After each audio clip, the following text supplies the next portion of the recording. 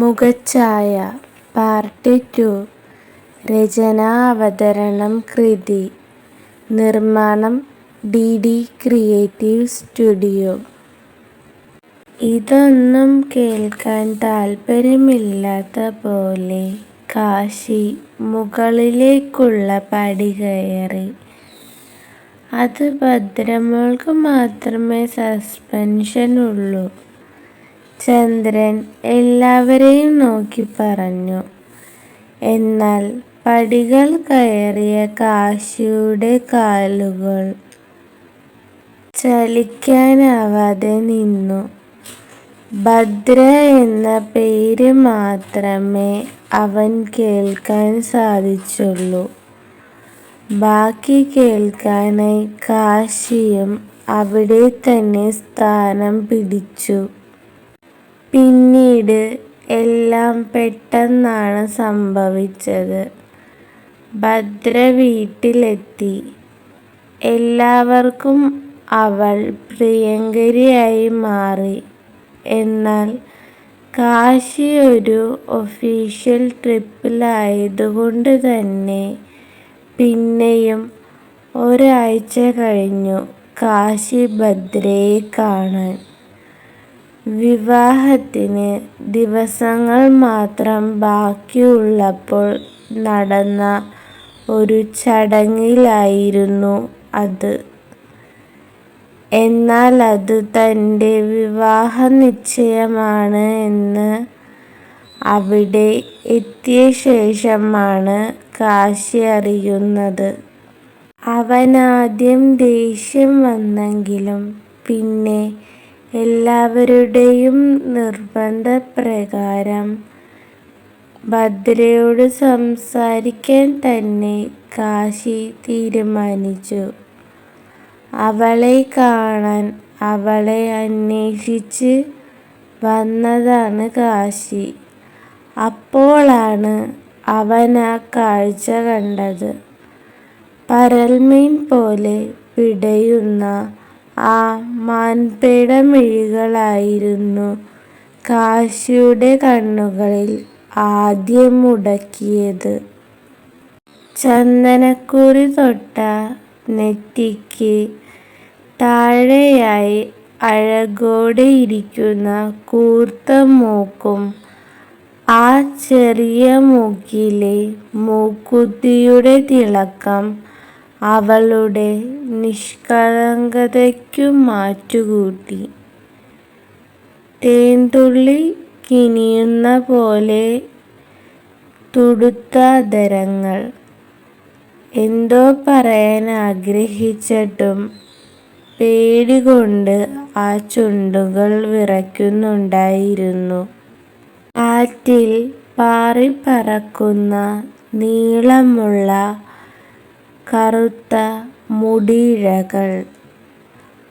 ആ മുടിയിഴകൾ അവളുടെ മുഖത്തേക്ക് വീഴുമ്പോൾ അവളത് പേടിയോടെ ഒതുക്കി വയ്ക്കുന്നുണ്ടായിരുന്നു.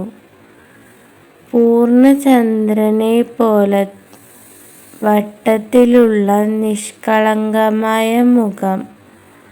ഒരു ശില്പം പോലെ കൊത്തിയെടുത്ത പെൺകുട്ടി. കുറച്ചു നേരം കാശി അവളെ തന്നെ നോക്കി നിന്നു. കാശിയെ വർഷങ്ങളായി പ്രണയിച്ചിരുന്ന അവൻ്റെ കുടുംബവുമായി അടുത്തു ബന്ധമുള്ള അഞ്ജലി എന്ന പെൺകുട്ടി അവിടെ എത്തിയിരുന്നു. കാശിയെ ഭദ്രയ്ക്ക് വിട്ടുകൊടുക്കാൻ അവൾക്ക് ഒട്ടും താല്പര്യമില്ലായിരുന്നു. പെട്ടെന്നാണ് കാശി അവരുടെ സംഭാഷണം കേട്ടത്. എല്ലാവരും മാറിയ തക്കം നോക്കി അഞ്ജലി ഭദ്രയുടെ അടുത്തെത്തി. കാശിയെപ്പോലെ ഇത്രയും പവർഫുൾ ആയ ഒരാൾക്ക് നിന്നെപ്പോലെ ഒരു പാവപ്പെട്ടവളെ ജീവിതകാലം മുഴുവൻ ചുമക്കാൻ കഴിയില്ല എന്ന് പറഞ്ഞ് അവൾ ഭദ്രയെ കളിയാക്കാൻ തുടങ്ങി. അഞ്ജലി ദേഷ്യം സഹിക്കാനാകാതെ ഭദ്രയുടെ കൈകളിൽ ബലമായി പിടിക്കുകയും അവളെ തള്ളുകയും ചെയ്തു. എന്നാൽ ഭദ്ര അവളെ എതിർക്കാനോ തിരിച്ച് തല്ലാനോ മുതിർന്നില്ല. ഈ ബഹളം കേട്ടാണ് കാശി അവിടേക്ക് വരുന്നത്. അഞ്ജലി ഭദ്രയെ അപമാനിക്കുന്നത് കേട്ടിട്ടും ഭദ്ര പ്രതികരിക്കാതെ തല താഴ്ത്തി കരയുന്നത് കണ്ടപ്പോൾ കാശിയുടെ രക്തം തിളച്ചു. കാശിക്ക് ദേഷ്യം വന്നത് അഞ്ജലിയോടല്ല, മറിച്ച് സ്വന്തം ആത്മാഭിമാനം രക്ഷിക്കാൻ പോലും ധൈര്യമില്ലാത്ത ഭദ്രയോടായിരുന്നു. ഒരാൾ നിന്നെ തല്ലാൻ വരുമ്പോൾ പോലും പ്രതികരിക്കാതെ ഇങ്ങനെ കരഞ്ഞു നിൽക്കാൻ നിനക്ക് എങ്ങനെ കഴിയുന്നു എന്ന് അവൻ ആക്രോശിച്ചു. തൻ്റെ വധുവാവാൻ പോകുന്നവൾ ഇത്രയും ദുർബലയാണല്ലോ എന്നോർത്തപ്പോൾ കാശിയുടെ നരമ്പുകൾ വലിഞ്ഞു മുറുകി. അവൻ ഭദ്രയെ രൂക്ഷമായി നോക്കിയ ശേഷം അവിടെ ഉണ്ടായിരുന്ന ഒരു പൂച്ചട്ടി തറയിലടിച്ചു പൊട്ടിച്ചു. ഇവളെയാണല്ലോ എൻ്റെ വീട്ടുകാർ എനിക്ക് വേണ്ടി കണ്ടെത്തിയത് എന്ന് പറഞ്ഞ് അവൻ അവിടെ നിന്നും പോയി. അഞ്ജലിക്ക് അറിയാമായിരുന്നു കാശിയുടെ സങ്കല്പത്തിലുള്ള പെൺകുട്ടി കരുത്തുറ്റവളും ധൈര്യശാലിയുമായിരിക്കണമെന്ന്. എന്നാൽ ഭദ്ര വളരെ പെട്ടെന്ന് സങ്കടം വരുന്നവളും കരയുന്ന സ്വഭാവമുള്ളവളുമായിരുന്നു. ഈ സ്വഭാവത്താൽ കാശിക്ക് അവളെ ഇഷ്ടപ്പെടാതിരിക്കും എന്ന് അഞ്ജലി ഉറച്ചു വിശ്വസിച്ചു. അതുകൊണ്ട് തന്നെയാണ് അവൾ ഭദ്രയോട് വഴക്കുണ്ടാക്കിയതും. കാശി നേരെ പോയത് അവൻ്റെ റൂമിലേക്കായിരുന്നു. അവിടെ എത്തിയതും അവൻ ആലോചിച്ചു. തൻ്റെ മനസ്സിൽ തൻ്റെ ജീവിത പങ്കാളിയെക്കുറിച്ച് വ്യക്തമായ ചില സങ്കല്പങ്ങളുണ്ടായിരുന്നു. ഒരു പ്രതിസന്ധി ഘട്ടത്തിലും പതറാത്ത, സ്വയം നിലപാടുകളുള്ള ഒരു പെൺകുട്ടിയാണ് അവൻ ആഗ്രഹിച്ചത്. എന്നാൽ ഭദ്ര അതിന് നേരെ വിപരീതമായിരുന്നു.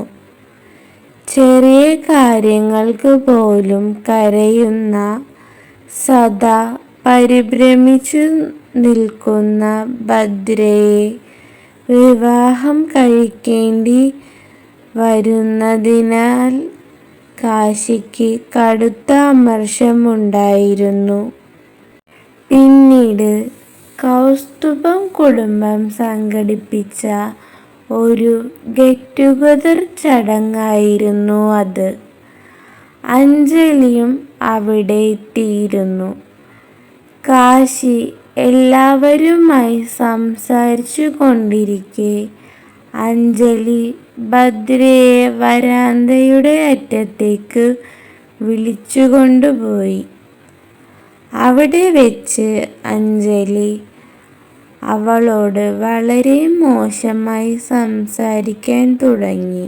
കാശിയുടെ സ്റ്റാറ്റസിന് ഒത്ത ഒരു പെൺകുട്ടി ഈ ലോകത്ത് ഞാനാണ്. നീ വെറുമൊരു നാട്ടിൻപുറത്തെ പാവയാണ്. നിന്നെ അവൻ ഒരിക്കലും സ്നേഹിക്കില്ല എന്ന് പറഞ്ഞ് അഞ്ജലി ഭദ്രയുടെ കയ്യിൽ ബലമായി പിടിച്ചു തിരിച്ചു. ആ വേദനയിലും അപമാനത്തിലും പ്രതികരിക്കാൻ അവൾക്ക് കഴിഞ്ഞില്ല. അവൾ നിശബ്ദമായി വിതുമ്പിക്കൊണ്ട് അവിടെ നിന്നു. അഞ്ജലി അവളുടെ കവിളിലൊന്ന് തട്ടിക്കൊണ്ട് പരിഹസിക്കുന്നത് ദൂരെ നിന്ന് കാശി കണ്ടു. കാശി അവിടേക്ക് എത്തുമ്പോൾ ഭദ്ര അഞ്ജലിയോട് തർക്കിക്കുമെന്ന് അവൻ കരുതി. എന്നാൽ ഒന്നും മിണ്ടാനാവാതെ ഒരു കല്ല് പോലെ തറഞ്ഞു നിൽക്കുന്നവളെ കണ്ടപ്പോൾ അവൻ്റെ സങ്കൽപ്പങ്ങളെല്ലാം തകർന്നു. നിന്റെ ഈ മൗനമാണ് നിന്റെ ഏറ്റവും വലിയ കുറവ് എന്ന് കാശി ഭദ്രയോട് ആക്രോശിച്ചു. സ്വന്തം അന്തസ്സ് കാത്തു സൂക്ഷിക്കാൻ പോലും ഭയക്കുന്ന ഒരു പെൺകുട്ടിയെ എങ്ങനെ തൻ്റെ ഭാര്യയായി കാണുമെന്ന് അവൻ ഉറക്കെ ചോദിച്ചു. നരമ്പുകൾ വലിഞ്ഞു മുറുകുന്നു. ദേഷ്യം കൊണ്ട് കാശിയുടെ മുഖം ചുവന്നു തുടുത്തു. അഞ്ജലിയെ അവൻ അവിടെ നിന്ന് പുറത്തു വിട്ടെങ്കിലും ഭദ്രയോടുള്ള അവൻ്റെ വെറുപ്പ് അന്ന് അതിൻ്റെ ഉച്ചസ്ഥായിയിലെത്തി. കഥ ഇഷ്ടമായാൽ ലൈക്ക്, ഷെയർ ആൻഡ് സബ്സ്ക്രൈബ്.